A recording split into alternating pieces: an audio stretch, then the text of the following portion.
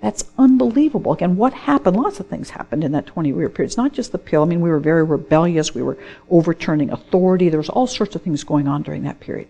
But contraception played a major, major role in that. We'll talk more about how contraception greatly contributes to divorce. Pay attention to this, all right? Interesting studies. This is from the National Center for Health Statistics, Center for Disease Control. 1995, I haven't seen more recent studies, but it tells a story that a delay in sexual activity leads to greater marital stability. Now, a couple categories I don't like here, but marital stability for these researchers meant any married relationship that lasted 5 years or longer, right? That's how reduced our expectations are. But if your sexual intercourse is started at the ages of 12 and younger, you have less than a 20% chance of having a marital relationship that lasts for 5 years or longer. You're sort of doomed. If you don't have sexual intercourse, and again, look at the highest one here, 26 or older, and that's the average age of marriage in the United States. So if you wait until you get married to have sexual intercourse, you have nearly a 70% chance of having a marital relationship that lasts for at least 5 years or longer. That's a good little piece of information. Same thing with those women who have more non-marital sexual partners are less likely to have stable marriages. And look at this. The woman who has 0 sexual partners before she gets married has an 80% chance of having marital stability. Those who get married at virgins have the best predictability of having a long-lasting marriage. And I suspect that would go for some of those who are what we now have secondary virginity. Women who have had sexual intercourse before marriage but realized it was wrong, men too, realized it was wrong and decided they are going to sort of reconstitute themselves and live an upright, chaste life. And I'm sure no one studies that category, but I'm sure that's a category that has a fairly good success rate. But if you've had only one sexual partner before you've got married, your chances of having a stable relationship drop to about 50. If you go down to 3, you have less than a 40% chance. And the median number of sexual partners that people have in our culture before they get married is 3.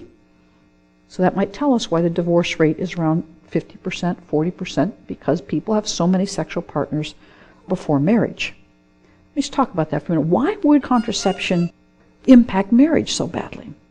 I think it's because most people are preparing badly for marriage. Right? Most people have sexual intercourse in high school. May or may not love this person. Generally, they're just curious, want to have an experience. Right? They go to college.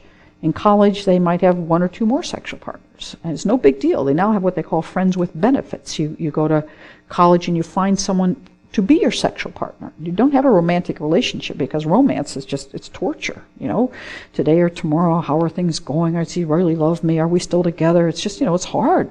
You don't want all that emotion. So you just have someone with whom you try not to have an emotional relationship, just a physical relationship. Of course, that usually doesn't work. The breakups are still hard and there's usually emotional attachments, but somehow people think this makes sense. Of course, a lot of those relationships begin with too much alcohol, drinking, making out, moving to a dark room with a flat surface, and having sex with someone you really barely know. You may continue to do this or find another partner. Then you leave college and you find someone, you meet someone, sparks fly, you have sex pretty early on in the relationship, you're going together, you say, well, listen, we're sleeping at one place or another, why pay rent on 2 apartments? You decide to move in with each other. After a year and a half or so, you either break up or you say, gee, it's kind of time to get married. The sex is pretty good. We don't fight that much. Why not get married? Been contracepting the whole time. Had no real serious discussions about a long-lasting relationship, anything that's really important. You slide into marriage. Then a couple little 2 or 3, 4 years later, one or the other says, I wonder, don't you think it's about time we started our family? The other one might say, yeah, well, sure, I want to have children, but not now. We've got all these debts to pay off, and I want to do this and that. And the other says, well, I was hoping to have 3 or 4 children, and it better get started. My biological time clock is ticking down. And he says, 3 or 4? Who said 3 or 4? I mean, I thought 1 or 2 was going to be plenty. And so you have this discussion, and one might say, well, I'd sort of like going back to church on Sunday. You're going to have kids. I'd like to raise them in church. Church? I don't remember any discussion of church. I sleep in on Sunday mornings. I play tennis Sunday mornings. Church? Where'd that come from? And before long, you're going like this because you're having conversations, which really you should have within the first 3 weeks of dating somebody, honestly. You want kids, you want to go to church, you want to live in the Midwest. That's non-negotiables. Get those non-negotiables.